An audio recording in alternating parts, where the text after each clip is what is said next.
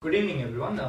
Welcome to a webinar about Telco application development using Node.js. So this will be a webinar series where we will be talking about Telco application development using the Zenid API management platform. So this will be the first of the next 5 webinar series that you can look forward for, which will be coming out in the next couple of weeks. As you can see now, it's the part 1 where it's tab application development with Node.js, and the following week we'll have Internet of Things with Zenid mobile APIs, and following that we'll have tab application development with WebRTC, and tab IDE, and in-app purchasing with web and Android. So that is actually an interesting topic. You guys might be interested if you're interested in developing Android applications, and if you want to integrate into payment gateways and things like that.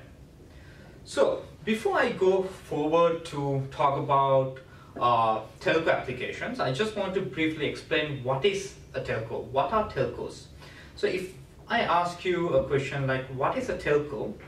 What would your answers be? You might say, okay, it's someone who provides voice, data, and you will be right on that. So if you actually look actual meaning or definition of telco, it's a provider of telecommunication services such as telephony and data communications. So it could be a service provider like AT&T from US, or someone like Vodafone, which is known throughout the world, where they provide voice, SMS services and billing services, and it can even provide data, internet access. Everything is provided by telecommunication providers, or known as telco in short. So throughout these presentations we are going to be talking about telco assets. And what are telco assets? So let me give a brief introduction to say what are telco assets and give an intro to some of the telco assets that's out there. The first thing that you might know is the messaging, or I would say SMS. So when you say SMS, it's an asset that the telco has, and where they can send SMSs to anyone throughout the world, whoever who has a mobile phone, regardless of what kind of OS that they're using. It could be Android, iOS, even Windows. Anybody can receive a SMS, a simple SMS. So if you can see on the screen, we have CAS, which is used for charging. What is charging and telco has to do with? So let's take a scenario. If you want to do charging per user, you will need that user to have a credit card. If you look at CAS, you can see on my screen there's something called CAS for charging. So not every single user in the world has a credit card. So for users who don't have credit card, or users who want a secure way of charging, you can use CAS, where for a service or a product, you can charge directly to the mobile account. So the user's mobile account can be used as a mobile wallet, and you can actually do charging directly to the mobile account. Then comes location, or common LBS. Not every phone has a GPS, but every single phone that's there would have a signal, or you can make a voice call. So any phone, you can use the LBS call or LBS API to actually find the location of that particular user. So for example, the examples coming on the next slides, I will explain how this will work. But for now, let's say you want to find out where this user is from. Let's say from a region close to you, or from a further away region, to find the closest branch for that particular user. So you can use a LBS call to actually find out where the location is and serve him better.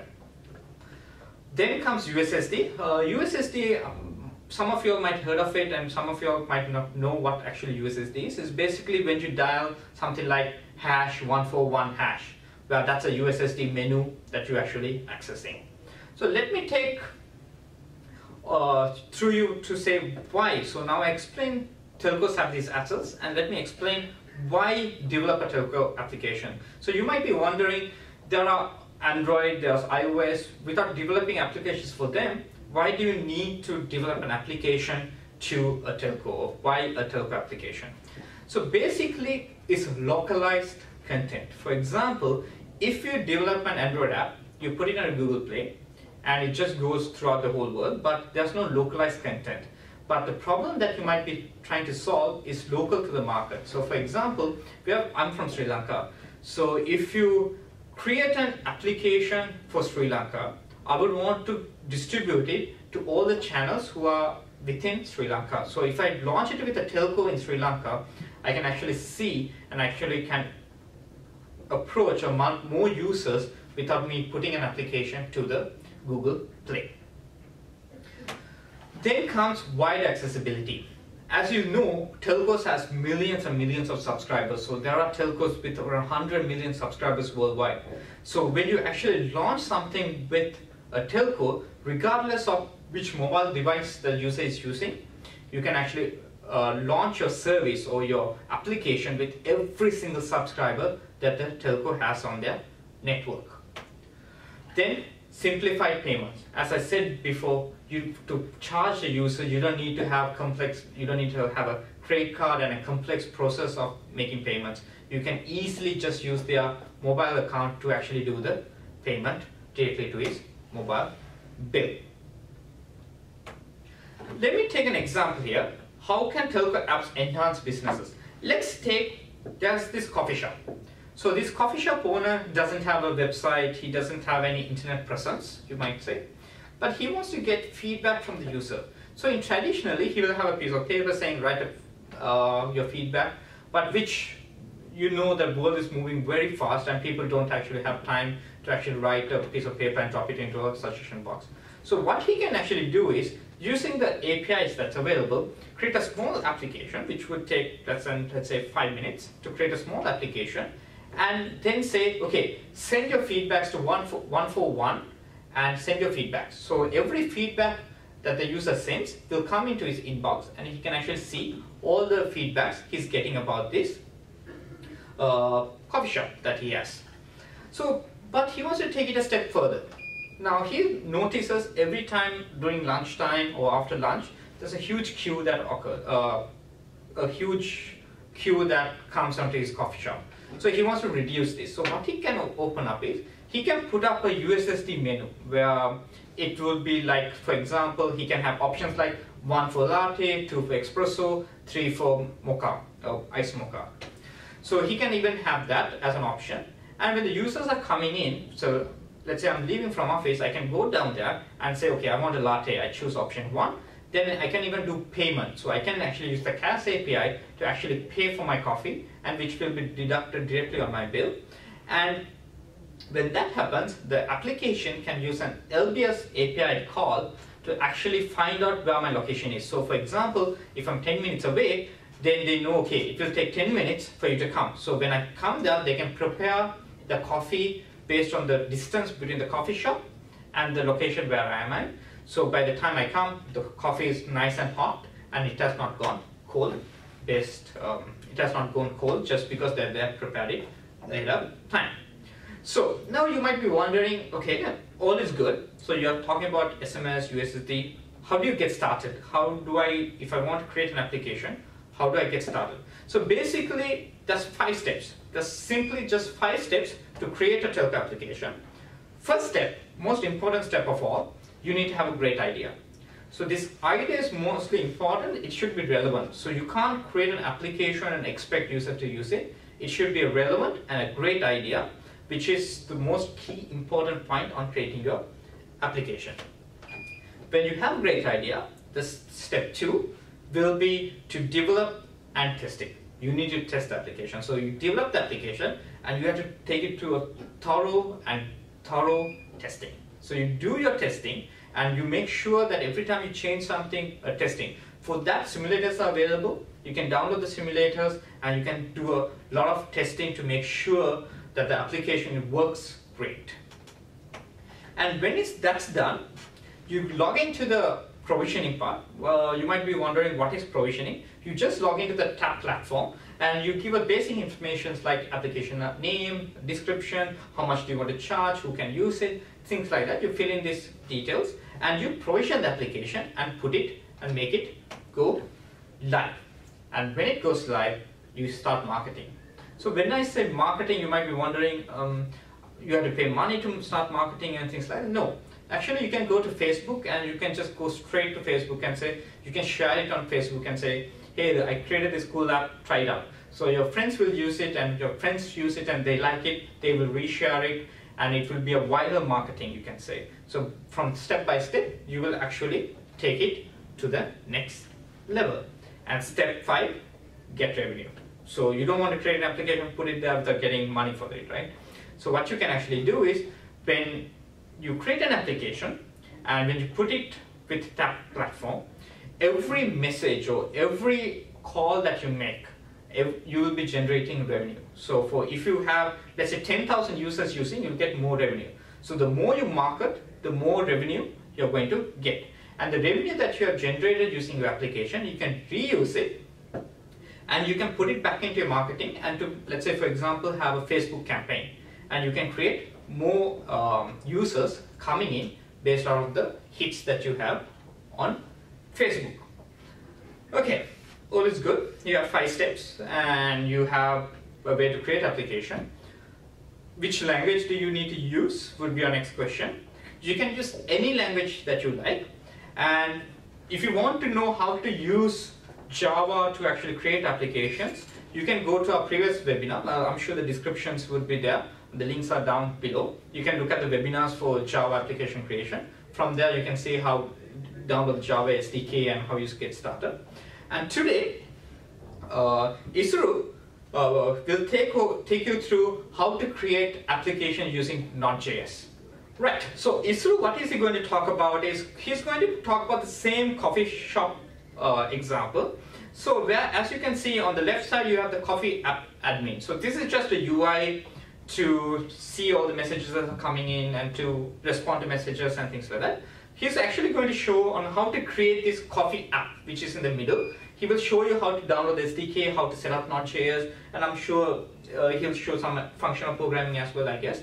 So he'll show how to create this application, and in the end he will show how to call the tap platform, how to use the APIs and how to download, and how to use the simulators and how to use it and how to receive and send messages. Isuru, you can start.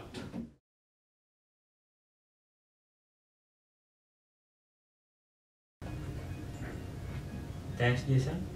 Today we are going to create an admin panel for a coffee shop using Node.js, and we are going to integrate that one with Zenith Mobile Telco API. To do that one, first of all, we have download Node.js from Node.js official page. I am going to download it from nodejs.org/download.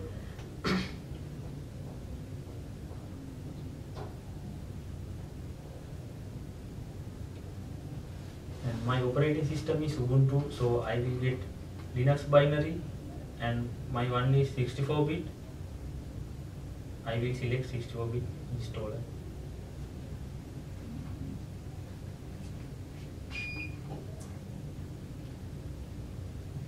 And then what I have to do is I have to set the environment variables in my bash profile. So I will open the bash profile, and then you can see here I have set node home equal the path to my node installation, and then I will exit from here. Then to verify the installation, what we can do is we can check the node version. If we are getting correct node version, or if we are not getting any error, we have installed node successfully. Now I am getting v012.1. That's my node version, and that means I have installed node successfully. Okay, now I am going to show you some simple example using node. For that one I will use node REPL. We can use node REPL to run some JavaScript samples. To get the REPL, you can type node and just hit enter. I got node REPL here, and I will show you some simplest example using node REPL. That's 1 plus 1. I will type 1 plus and 1 and hit enter. I got 2 as the result. Any passable JavaScript expression can be right here and evaluate it, right? Yeah, using the and then I'm going to exit from. Yeah. Now our viewers might be interested to see like how a JavaScript file can be executed from Node. Shall we show them an example? Yeah. So to do that one, I will create a sample JavaScript file. I'm using via editor and hello.js.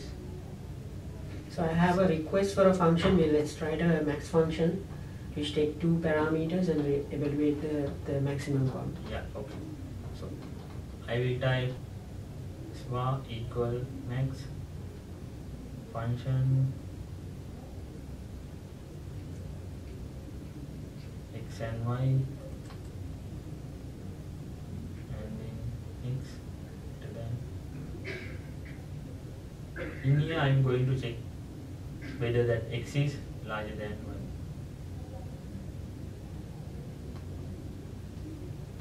And then I will print the result. I will use here console.log to print the result. Console.log, and I have to add return statement here. And then inside of the console.log I will call max function 5 for x and 6 for y, and then we can try this. I will save it now. Okay. To run this file you have to use node command.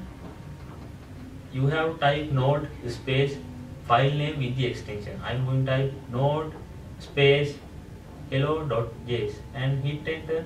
I got the result as 6. Can you open that file again, Yeah, sure. Dushan? I have some point to make.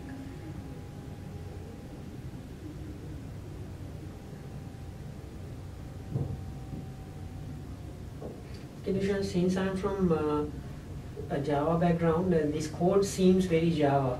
So, but we know like JavaScript is a functional language where we can use some functional idiomatics, like accepting a function as an argument of function. So shall we write it in more functional idiomatic way? Yes, to do that one, I have that another parameter here. I am going to add cd after y. That's the callback function we are going to add. And then we have to remove the return statement. I removed it. Then I am getting x as a parameter for the callback function and y as a parameter for the callback function. Then I am going to remove this line. I will call max function 5, 6 and callback function here. I will put I as a parameter for the callback function, and I am going to print the result here. I will use console.log and I will add some string result and concatenating with I. So basically this program is what we can do is we can change the callback function and the behavior of the program will change, right? Yeah. More dynamically. I think this is more functional idiomatic. I will save this. I will run this now. I got the result 6 as the output. So Dushan, now shall we move to our main topic, like writing a application for a coffee shop administrator? We have created some skeleton project for copy admin and we have uploaded it to Selling Mobile GitHub page. You can get a clone from here. This is the folder structure in GitHub. And you can get the clone URL from here, and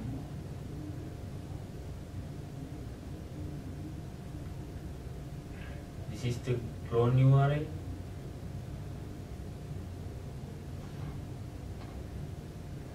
I am going to clone it into my machine. I will use git clone and the clone URL. Then hit enter. It's cloning now. So this is kind of a skeleton project for our viewers, where they can just transform this one into a one where the Selling Mobile API is integrated, right?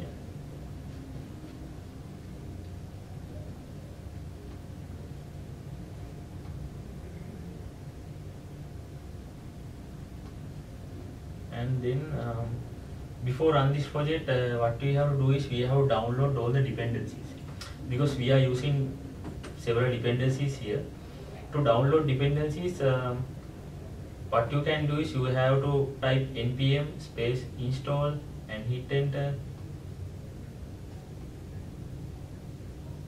So basically NPM stands for Node Package Manager. So Node Package Manager is basically a tool that we use for dependency management, the managed dependencies for Node.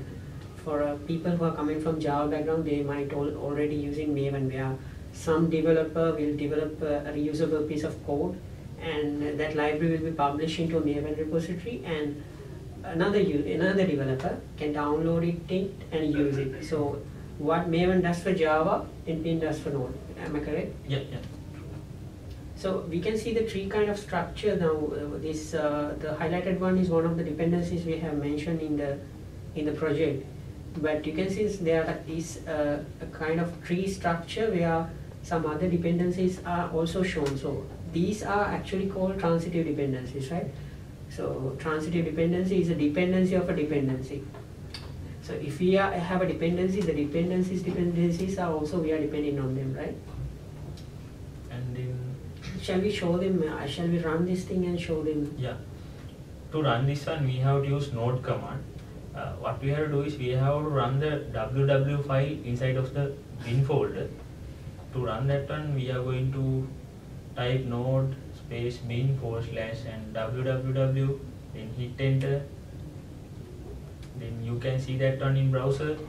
Open a browser, and please make sure you have to use 3000 as the port. So we have a feedback where we will later transform. I think right now we have some dummy values. So later, and this is a promotion one where we can push the promotions to our subscribers. And then this is the payment page. The payments which are doing by consumers will be shown here. If someone paid for some coffee, it will display here. Here you can see reference ID, mobile number, number of cups, and priority and date. The next one is flavors. The flavors which you can select from the USSD menu will be displayed here. These are the flavors you can buy.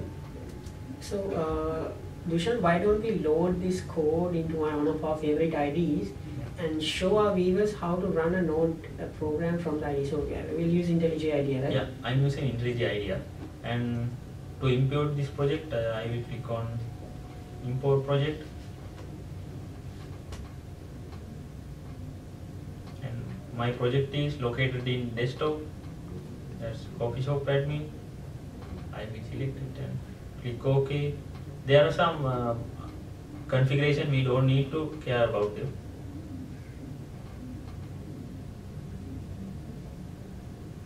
This is the configurations. We don't need to care about them, and we can click on next, and just finish. So Dushan, we will just walk our viewers through one of the key files in this project, right? First, I will take a look at package.json file. This is the file which is we are mentioning the dependencies. All the dependencies which we are using will be mentioned here. You can see several dependencies are there. Body parser, cookie parser, debug, express, jet, and more dependencies are there. So dependencies, it's kind of a key value where we have keys, dependency name, and value will be the version, right? Yeah, if you take a look at the GeoTools, GeoTool is the name of the dependency, and version is 1.0.1.2. And if you take a look at the app.js file, in this file we will mention the routes, all the routes we are using, and this is the key file. Yeah. And the inside of the view folder you can see some .jade files. We have used Jade template engine to create UIs. These are the Jade files. You can see some Jade example here. This is the test folder.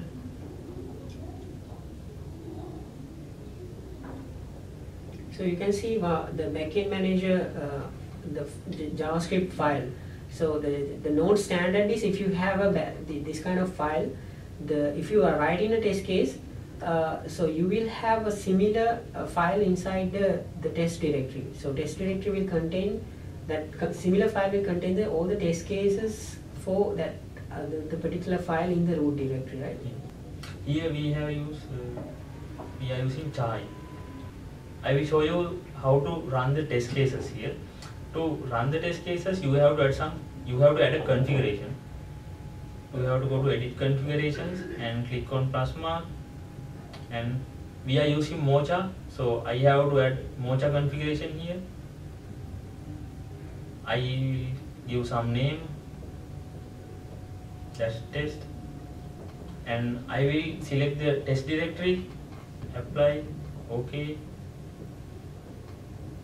Then you can see the configuration name, and I will click here. Then you can see all the test cases are running properly. So in our left hand side bottom, we can see like all the test cases that has been passed and results, right? So if our viewers try to modify this program, they can just add test cases and then. Now I am going to show you how to run the project using IDE. To do that one, we have to add configuration again. I am going to add the node configuration, and I will add the name.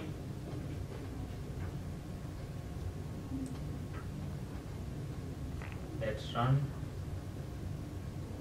I will select the file from bin folder. The file we have ran using terminal. Yeah. Click on apply. Run the project. You can see some errors there. That's because we haven't terminated the application. We have started from the terminal. Yeah, right? yeah. We have to stop that one. I will stop it. Just press Ctrl C till terminate, and then we can run this from IDE again.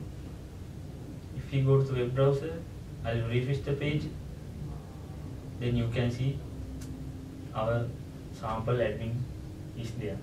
Okay, then we are going to integrate our coffee shop admin with Selling Mobile API. Here what we are going to do is we are going to catch feedbacks from consumers, and we will show them in coffee shop admin UI. So basically the consumers will send SMSs to us, and then we will show them in the feedback window, right? As the first step, we have to add Selling Mobile API as the dependency to our coffee shop admin project. We will add that in package.json file. If you need to get Selling Mobile API from npm, you can go to npm repository, and this is the URL for our API.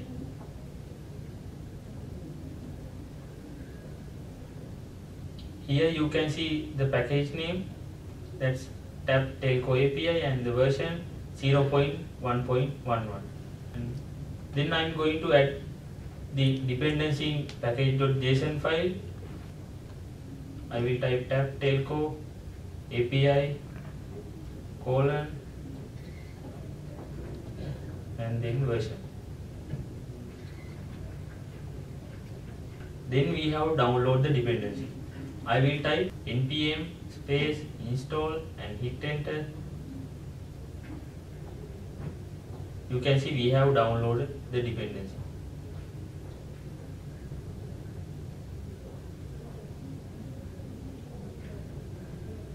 Now we have to change in the index file, right?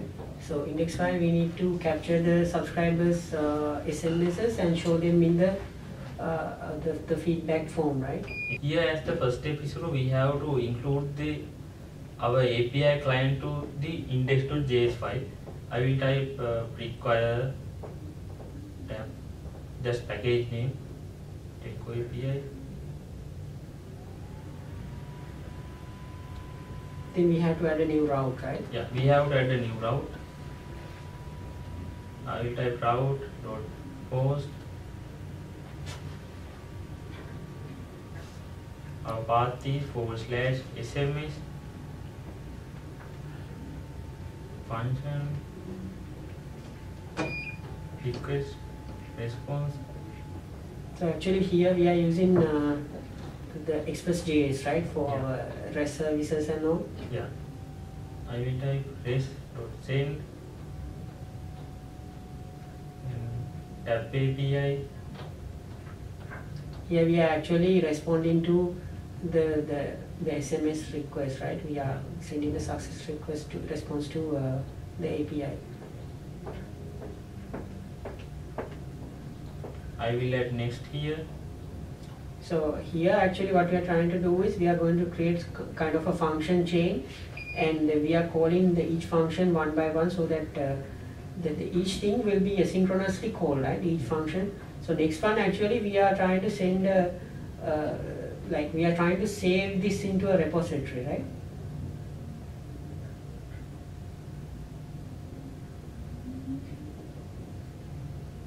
I will copy line from here, paste it.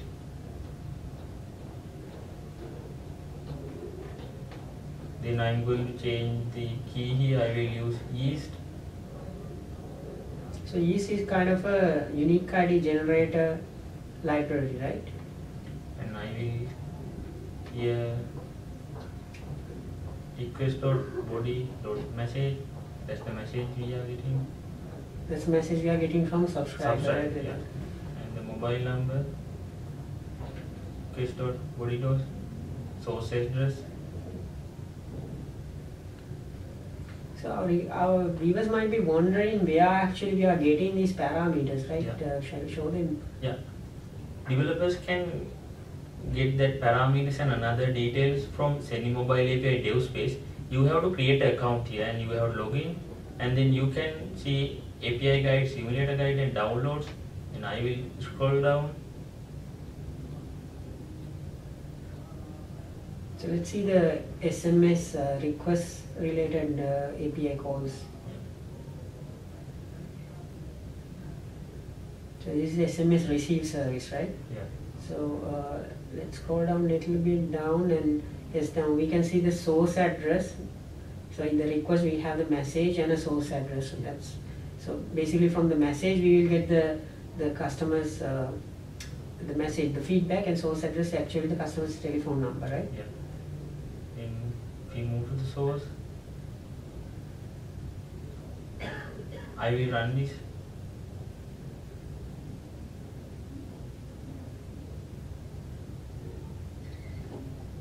So to test this one, we need DevSpace simulator. We have to download that one. So you already have a downloaded DevSpace simulator. If someone wants to download, they can download from the DevSpace, right? Now I am going to start it. TP simulator space and console. Hit enter. You can see it's starting and some message. So if I'm on Windows platform, I can use this, yes, the bat file, right? That's fine, yeah. That I can use.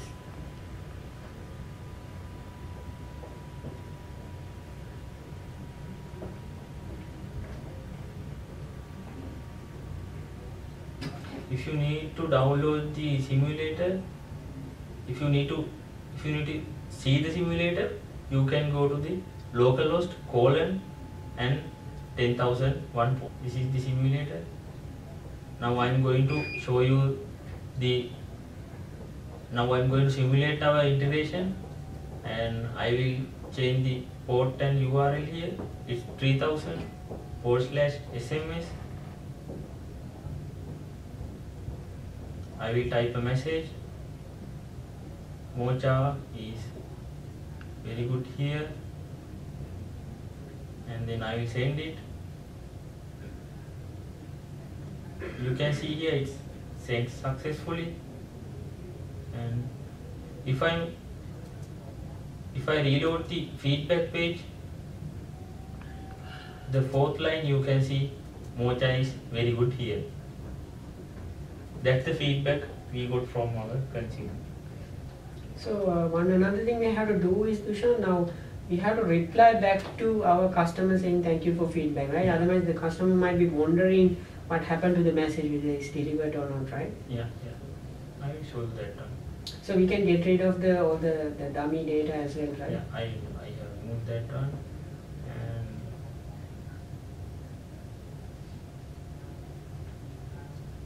if I run the project without dummy data, you will see there is some empty table And so why those data was lost is we are actually using some in-memory repository, yeah, right? that's the thing.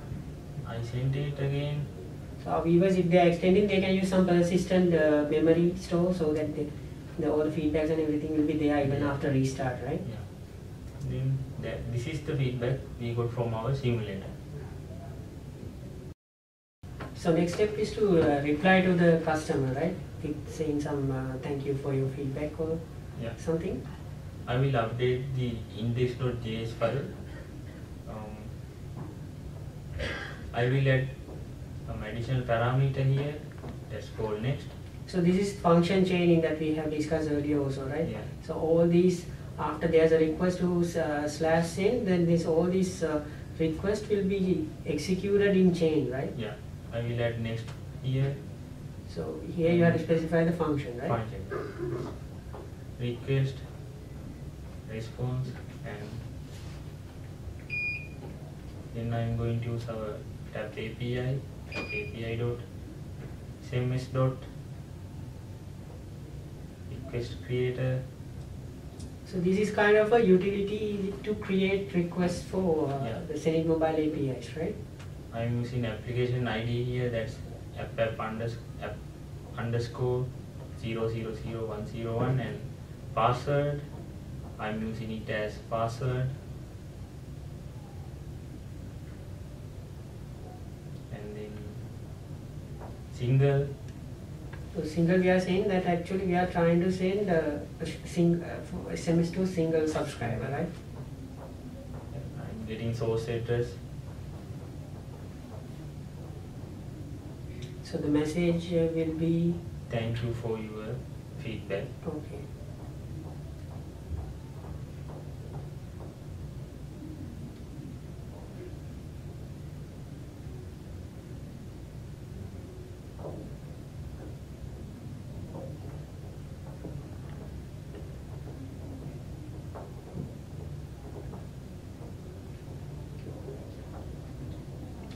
So this is kind of a function chaining, right? The response you took into, you provide it as a callback, right? And here, now I am going to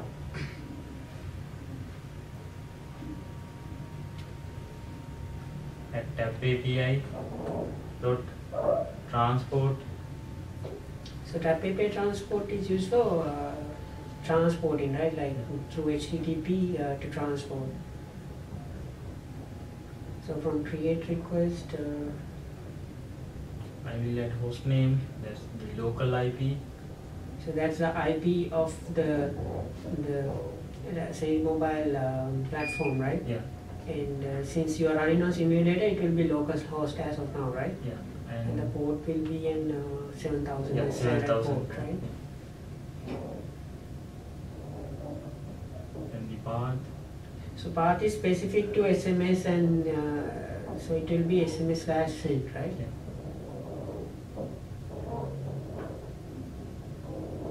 Then I will add an empty request and then callback function again.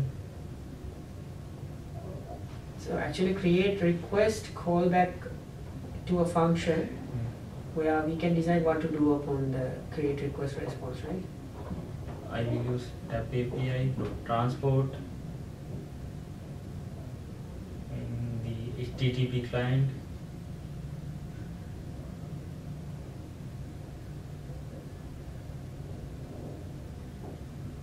So create request, we have passed the parameter we got from create request, we passed to the transport client, right? Yeah, I'm using console.log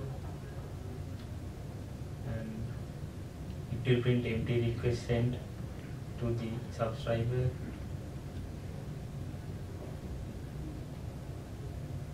And I will concatenate the empty request. Let's see the result. I will run the project.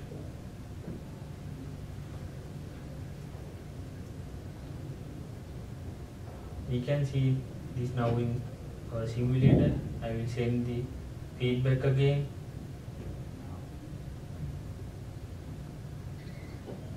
You can see the feedback we have sent here, and in the simulator you got the message thank you for your feedback.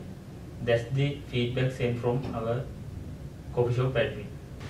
Then we are going to integrate the promotion part of the coffee shop admin with the Sending Mobile API. So to do that one, I will move to the source code now. We have to do this change in promotions.js file as the first step. We have to include the Sending Mobile API here. I will type var tap API equal require the package name tap dash telco API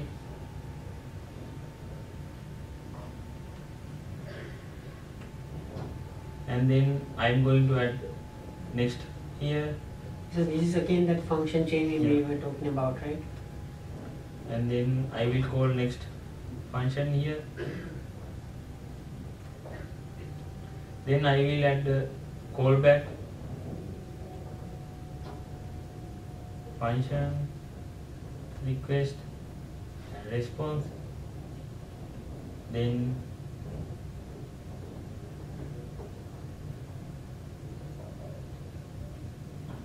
we have used our tap API in index.js file. We will copy that part from the index.js file and I will paste to the promotions.js file. Paste it here and I am going to do some changes here. I will change the single to broadcast because we are going to send a bulk message, right? And then I have to, since it's a broadcast, we don't have to specify a mobile number, right? Yeah, You can just so- enter it. yeah, so I am going to remove the source address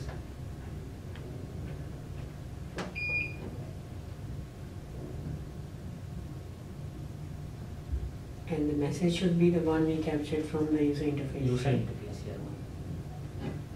So I will remove this and I will type request dot body dot message input.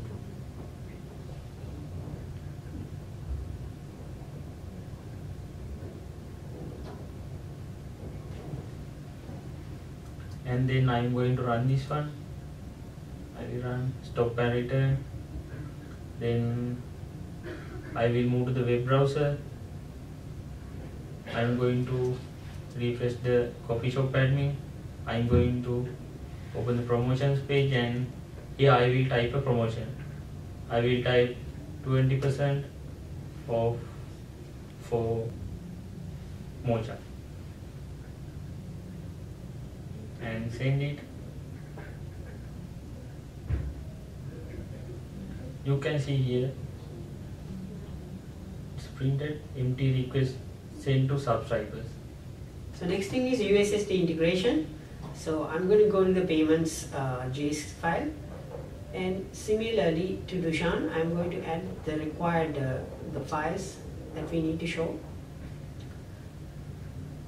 So first thing is I want to get all the flavors from the flavor repository. I'm getting all the flavors that I require. Then I'm going to import the tap telco APIs. So one shorthand I can use is I can specify what is the exact the feature I want. So if I type USSD, I will get only the USSD related things. So I will require USSD and transport both.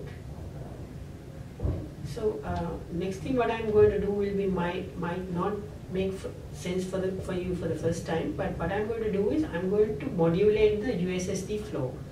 As a standard, it should start from index. So basically, index is the first USSD menu that you will be seeing, and in the there will be two things that I have to specify. First one will be a message. So message is a function that is accepting a request and a context. So in message function, I have to return the message that should be shown to the subscriber. So in this case, I'll just say, welcome to coffee shop. And the other function was previously mentioned is handle. So handle function will say when there's a request from a subscriber who's currently in this particular menu, how that message should be handled. And if you set the context.weave into some name, the USSD flow will try to resolve that particular weave. So basically I need to have another weave which have the name of number. So we got a code from previous weave. Exactly. Yeah, and now we are modifying that now. Yeah. So Dushan, actually what happens here is, so we have an index, then upon handle will go to the number, and upon the handle on the number will go to the end USSD menu. And something about the end USSD menu is, since it's the end of the USSD flow, there's one additional parameter to specify that one. So we'll just say end : true. So our developers doesn't have to worry about the session management and all. Only thing they have to do is specify the flow properly, and we'll take care of the rest. We'll take care of. So here I specify USSD sessions flow. Sessions will accept the second parameter, which is a configuration to the USSD session repository. So stdttl means 100 means the timeout value for the USSD check period is actually where we will check for the obsolete sessions. And the next one is I have to give a configuration for the application. So application ID and Password, right? yes. So same as you did for the SMS one, we just need two configuration, application ID and password. So this thing is still not done. I assign it to a sessions variable. So I'm going to add a route to receive USSD request coming from the Zenit mobile platform. So I add this USSD path. So like Dushan did, I will add a function request and response. And my first step would be replying to replying to the platform saying that I have received the application have received it. So for that one I have used USSD success and more response. So I'm going to change this function so that I can reply back to the subscriber with the USSD screen, the follow USSD screen. So I have changed the functions. So all I have to do is call session.resolve. So for the resolve, I have to give the request body and the function of the callback. So the callback function parameter is empty request, and I'm going to create and request. So request, like Oshan did, I have to add 3 parameters: host name, port, which is 7000, and the path. Now this time, since it is USSD, the path will be /USSD/send. So another parameter I have to give is the empty request and the callback function. So callback function will get the request as a parameter.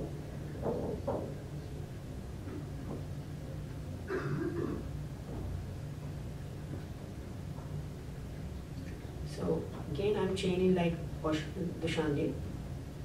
Request function. Here we are creating the HTTP request, right? Exactly. So here we are actually transporting the response from the platform to our. So I'm typing my message saying successfully sent. So let's run this thing and see.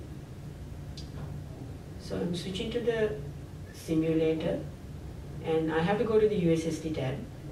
So you can see I have specified where to be the USSD traffic to be sent, and MO init, since it's the first message we are sending.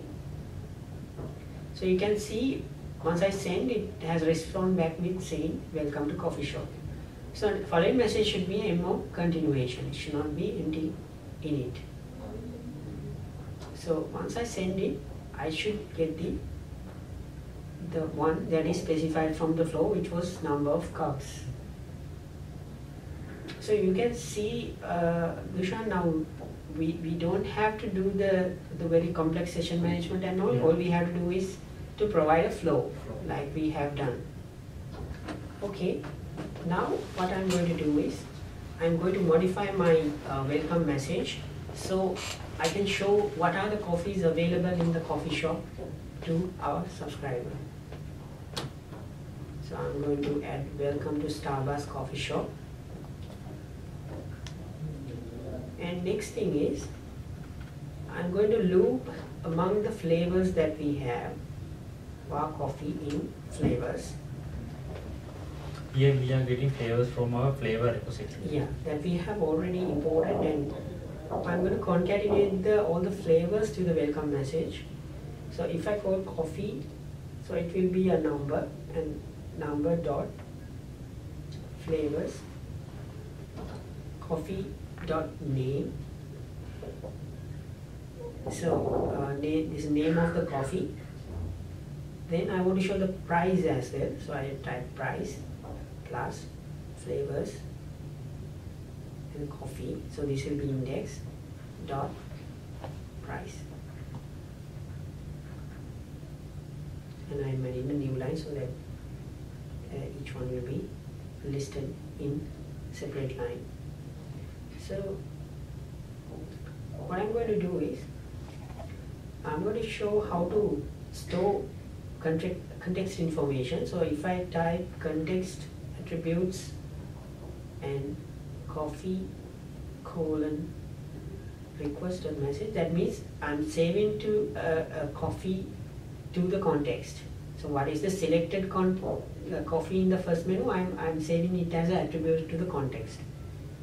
Next thing, here I can store what are the number of coffees that has been selected by User. the client. So I'm going to add another USSD menu here. So I'm going to just copy and paste it. I will change the name to confirm. So you can see I have changed the number to confirm.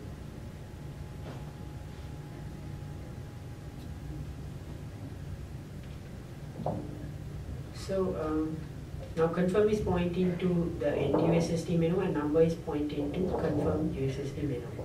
So I'm going to form a message var bill, and all the information I need to calculate the bill, I can take it from the context. So I can see flavors. So I need the ID here, so I can take it from the context, attributes, coffee. And at the end I have to say what is the price. So this is the price of the coffee that is selected from the subscriber or our customer. And next, from the context I can get the number of cups. So context attributes number. So let's give a meaningful message, confirm message. So let's say attributes number cups of, that means let's say 12 cups of. So now let's say flavor is mocha, so we have to get the flavor name. So we have to say name. So this might look to subscriber like 12 cups of mocha, comma, the total is the bill we have calculated.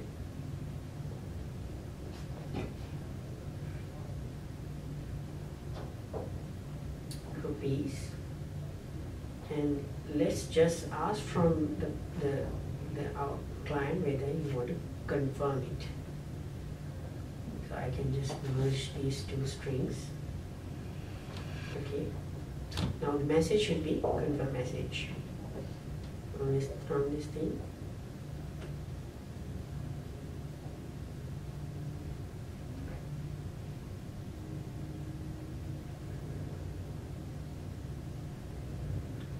Removing it since it's the first message. When I send it, I should expect all the oh, I think I made a mistake. I think I created a proper message. I didn't update it. Let's update it here. Cannot use that way. Yes, since we have created the welcome message. Now let's see it again. Again, I'm going to clear this stuff. Okay, let's send this thing. Now I should expect all the coffee should be listed here like that. So we have number 1 espresso, like that we have. And the next message is what is the selected coffee. I'll select Camel Mojito. Okay, number of cups, let's pick 3, 4, edition. Okay, now you can see that the amount is calculated properly, like 1485. So this is the thing we want to point, like storing context information. Okay, now we have completed the USSA menu flow part. Now we haven't done the actual charging part. Next thing is do the actual charging part. So to do that one, what I can do is first, so like we add the coffee and the number of cups, I'm going to add another information to the context, which is bill. Context.attributes.bill. So next thing is doing the actual charging. So first thing is I have to create a CAS request. So I'm going to specify the request parameters, application ID, giving the application ID we were using, then password,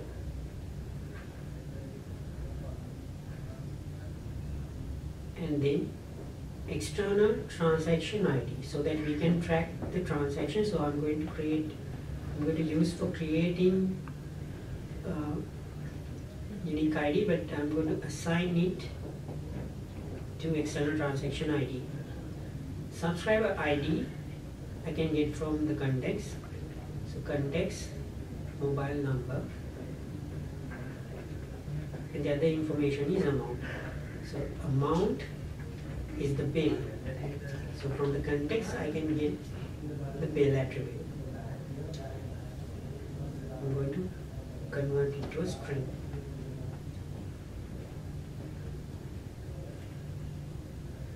So next thing is transporting this one. So I'm going to call transport, create request. I have to get the configuration. So I'm going to copy paste it from the USSD request.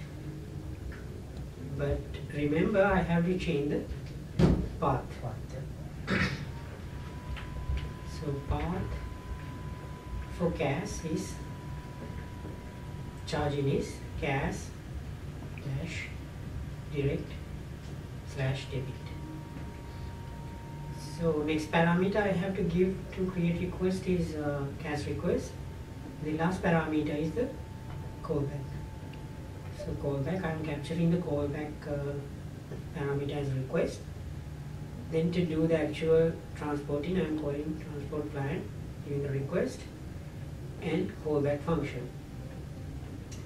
So upon transporting this one, I am going to call the payment manager and try to say it. I can just copy and paste it from, so where are my dummy data? Okay, I'm going to copy one of the dummy data and paste it here. Then I'm going to change the values accordingly. So here the key should be the external transaction ID, so that I can track the transaction from the transaction ID. It should be external TX ID, and mobile number I can get from the context. And the amount again I can take from the context. Bill. Okay, we are done with charging. Let's save this. Okay, let's run this thing and see.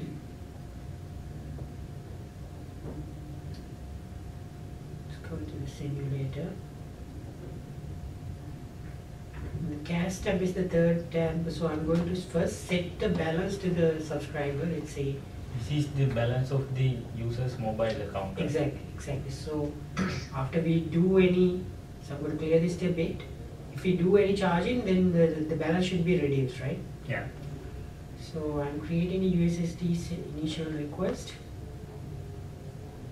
So I should expect the coffees. Then I'm selecting one of the coffee, and the operation type should be no current.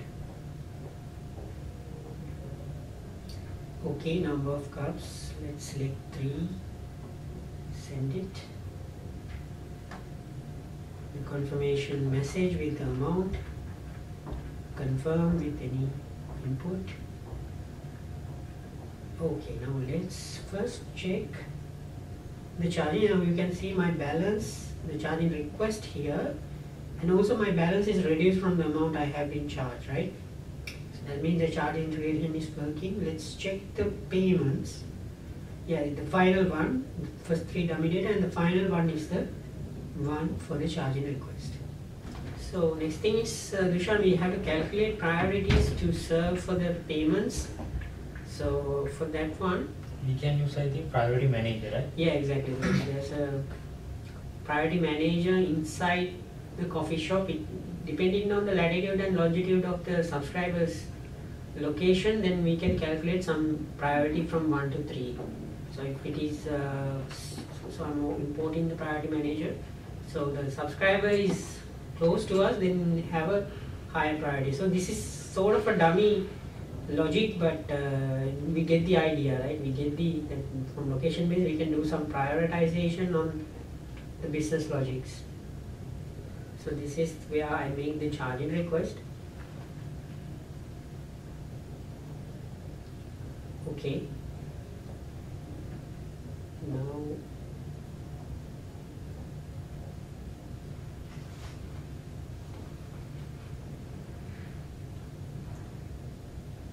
so in the callback of the charging request, I'm getting a response, and I'm checking whether the response of the charging request is successful. So I can do it by response status code. If it is equal to S1000, that means the charging was successful. That only I have to save this to repo, but right now I'm going to just keep it as it is and try to form my LBS request. So var LBS request,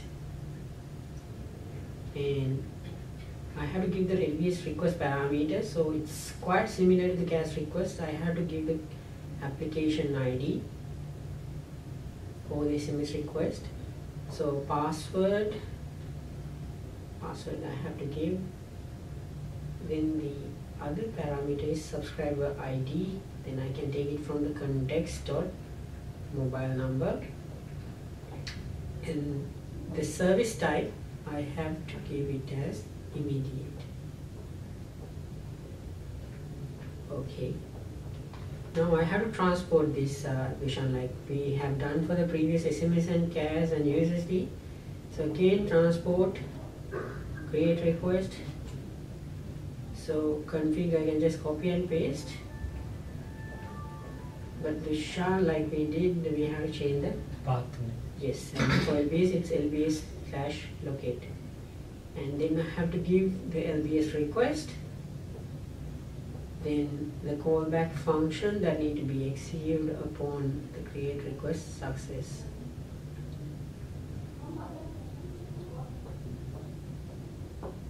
In previous one we have used CAS request. Here we are going to use LBS request, right? Exactly. So I have to give the callback function. So I'm adding a parameter for the callback function which will be sent from the create request. And now I have to do the actual transportation, request, and the callback. So callback, I will get the response. Now what I can do is I can call the priority manager, and I can ask it to calculate the priority. So now you can see first parameter I have to give is latitude and longitude of the coffee shop. So let's say it's in latitude 7 and longitude 8. And the next thing, I have to give the latitude and longitude of the subscriber.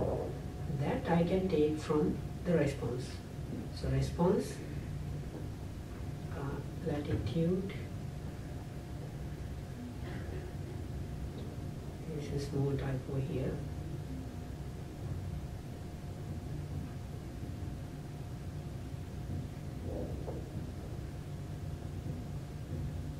Okay, response dot latitude and longitude, response dot longitude.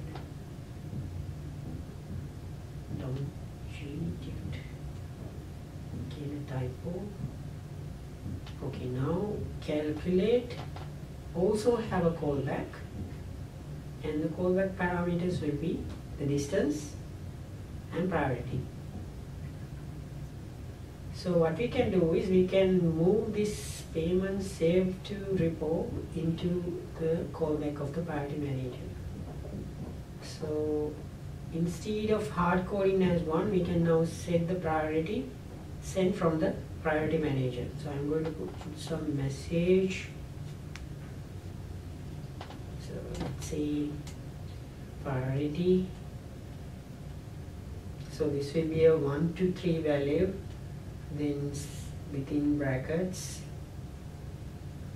I can give what is the actual distance. So if it is more than 100 kilometers, it will be something like priority 3, and this within bracket it should be distance, and the actual distance that is calculated from priority manager in kilometers. Okay, close brackets. I think we are ready. Okay, let's run this thing and see. Okay.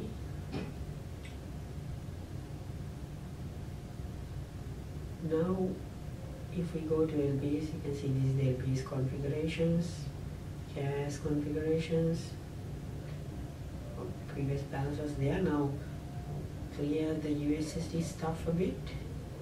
Again, try to hold this. So, initial request, we get the coffees. And we select 7, number 7, and okay, number of cups, we'll select 3,